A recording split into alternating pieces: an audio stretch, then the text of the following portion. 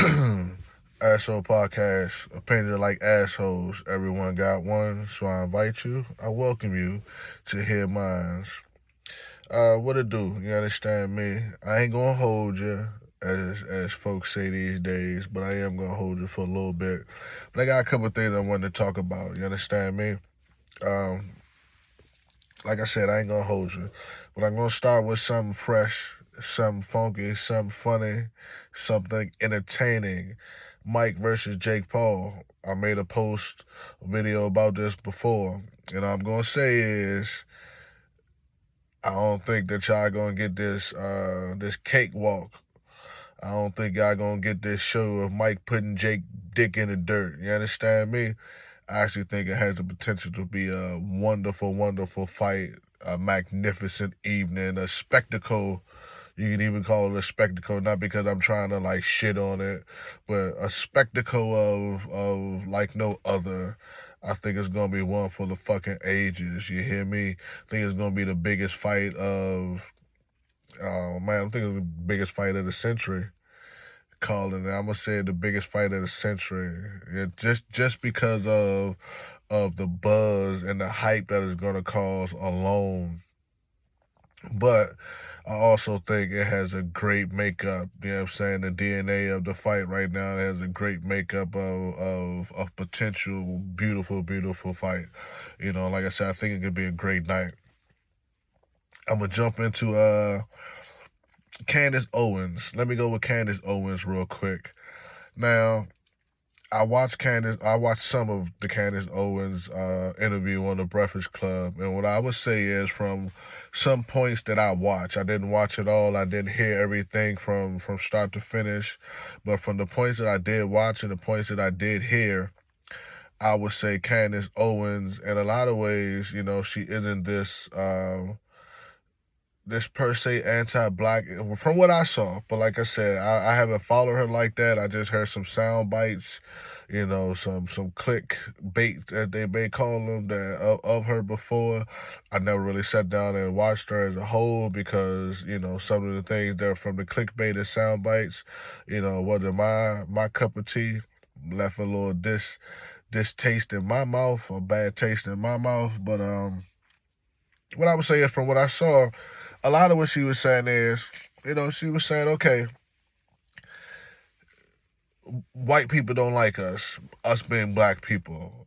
And they have done numerous and a tremendous job of, well, they have done numerous acts, should I say, not necessarily good. They have created numerous programs. They have, you know, like I said, done numerous acts that are not necessarily good to back the fact that they don't like us and they don't care for us as black people. And in many ways, especially now that they're able to, uh, you know, they have been able to pretty much infuse our DNA with theirs.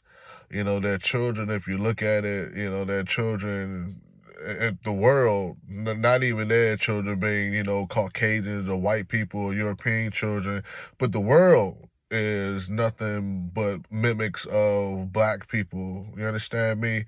When they talk about black culture. But I'm writing, I'm still writing, and if you wait and I'm writing, I want to get it closer to where I want it to be than where it is now. I think I could release it, but I want to get it closer to where I want it to be than where it is now. And I'm still think I'm gonna piece it and release piece by piece, and that whole until I get it right as a whole. But I am almost ready to release a different piece of the whole truth.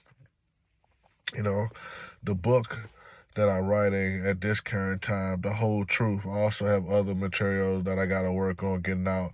But back to what I was saying is, you know, there's no secret that the white folks don't like us, right? Is what I was saying. But like I also was saying, if you look at the world, you know what I'm saying, they're nothing but copies of black. You know, everybody and everything wants to interpret black culture per se in America The African culture, don't get me wrong, and the Caribbean culture is most definitely catching fire and popping right now. But like I also said at one point in time, and I'm writing about as well, foreigners haven't always been proud to be foreigners, especially here in America. You know what I'm saying? They didn't want people to know that they were foreigners. They tried to change their accents. They tried to conform, whether it be to white supremacy or, like I said, where the world is basically copying right now black culture in America.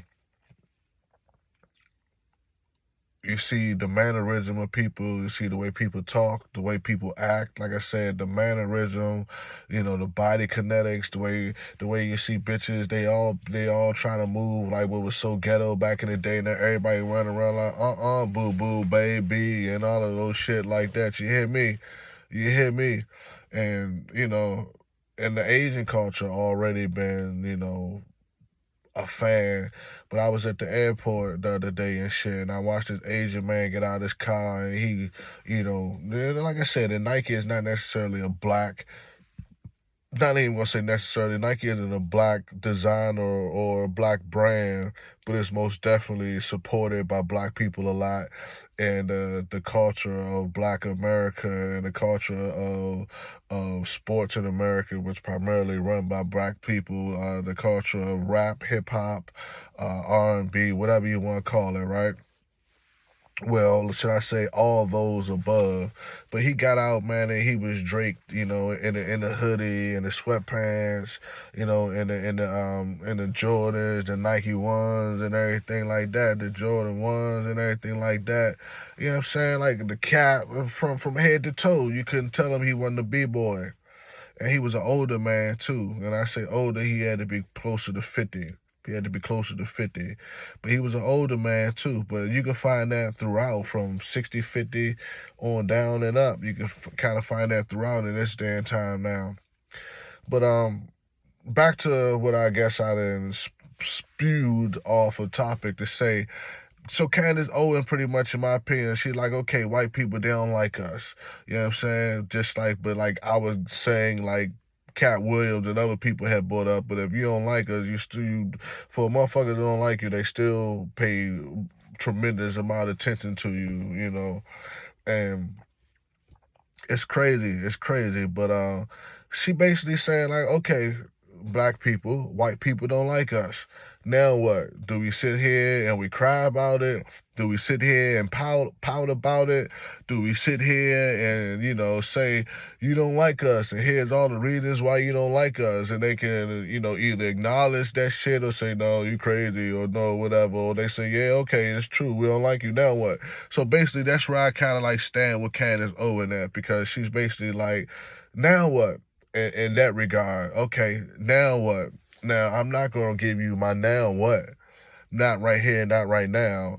But yeah, there is a now what. You understand? And I agree with Candace basically on the mindset of now what? What's next? And I think that's why her and Kanye kind of hit it off. But I am going to touch on something that she said in her interview that may seem like a little bit off topic, but she brought up T.I. And I know this may sound crazy, but she brought up T.I. And she said something like he basically flipped on her. He basically put on a scene, and she was like, I knew him, or I thought I knew him, basically, and I didn't think that what he was giving me was genuine, you know what I'm saying? And it really felt like he was putting on, this scene in this show.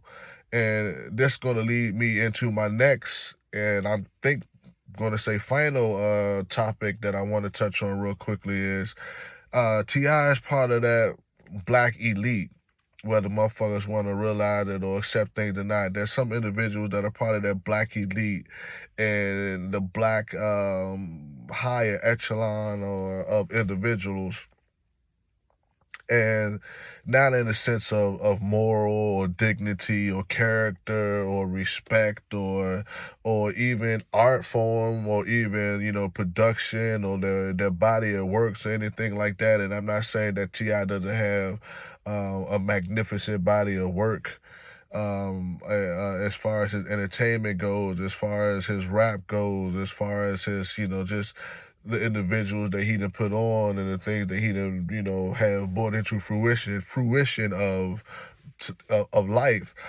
I'm not saying that at all, but I'm just saying like there is a class.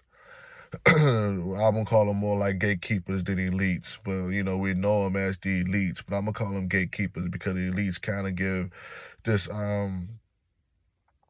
this this misinterpretation of what I'm trying to say, and I think also a misinterpretation of what we think of when we say that these individuals are our elites, when we think of the things that they represent and the things that basically, like I said, that they uphold as being these gatekeepers, and like crabs in a barrel, as they say, or with a lot of black people, they think, if one is only enough room for one or two or three or four or five, and it got to be spaced out. Everybody in my clique can't be bosses.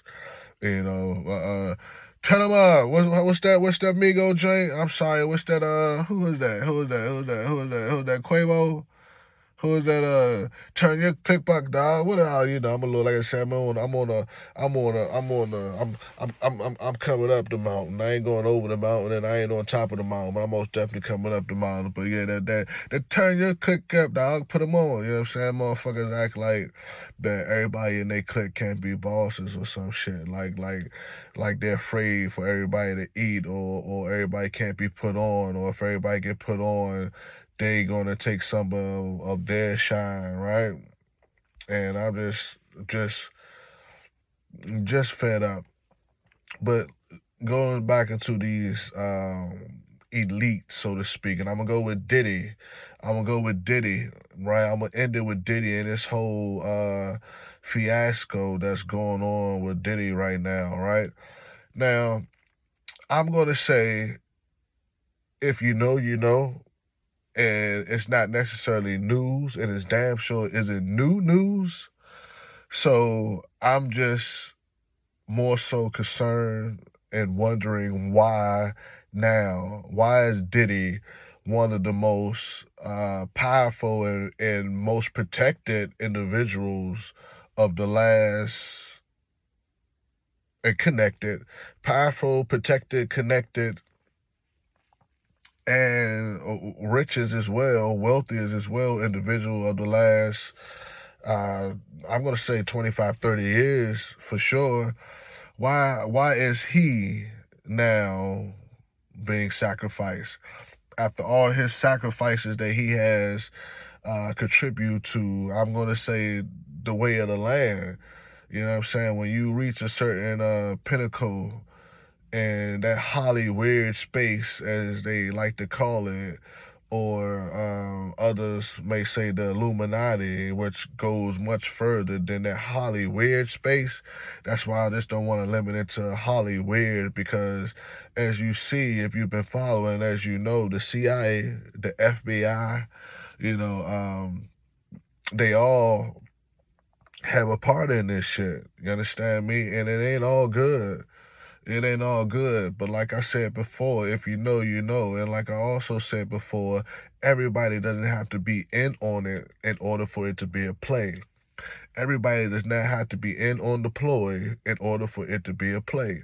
So everybody doesn't have to know necessarily what's going on in order for this shit to be going on. I'm not saying the entire CIA, the entire FBI, the entire, government. I'm not saying the entire police departments and whatever have you, the entire Hollywood or Hollywood. I'm not saying that entirely that any of these things are right nor wrong, or all good or all bad, should I say. But that it's nothing new, and I just wonder, why Diddy now? You understand me? Now, Diddy seemed to have been also building his own case, just in case motherfuckers was coming for him, as we see they are. So Diddy is also backing up himself, like 50 said, wait till he get these videos. But it seems like Diddy was like I said, building his own case, just in case they come for me. I got some others. There's others. There's plenty others, and there's plenty footage and evidence to support the fact that there's plenty others that has been involved in this type of thing. Now, I'm gonna touch on my man Boozy real quick. When Boozy basically was saying, how come nobody has come to Diddy's aid and nobody has said anything, has spoke up against him? I mean, not against him, but for him, because plenty of people have spoke up against him. But how come, where's all his friends? Where's all these individuals that was at these parties, that was toasting and celebrating and being, celebrated? Where are these folks? Now, once again, if you know, you know. So you're talking about going against the powers that be if you actually speak up and speak out, against this situation right now. And like I said, it seems like Diddy has a case to be built, but that's one of my issues with not only black people in power or position, but just black people in America.